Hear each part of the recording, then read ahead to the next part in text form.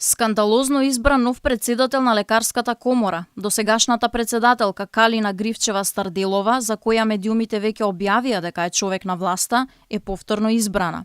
Зад затворени врати се водеше гласањето без дозволен пристап на наблюдувачи и камери. Откако процесот на гласање заврши, само го соопштија името на Старделова без дополнителни детали за дискусијата. Она што јавноста досега го знаеше е дека таа секако ќе влезе во трката, но до последен момент не се знаеше името на противкандидатот Емилија Велкова.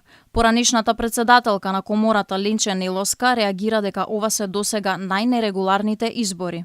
Овие избори во лекарска комора се најнетранспарентните и најнерегуларните избори откако постои лекарската комора. Централната изборна комисија не дозволи присуство на делегат предложен од едната од кандидатките да присуствува на броењето. Значи, се затвори вратата, се стави обезбедување пред врата и излегува со резултати по кои што старата председателка е повторно нова председателка на лекарска комора.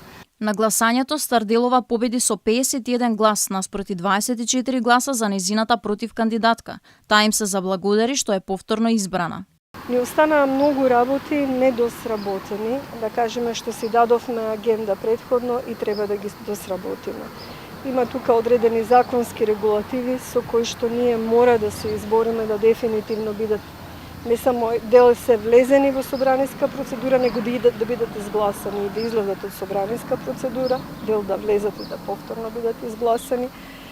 Мораме да обезбедиме нулта толеранција за насилство врз доктори.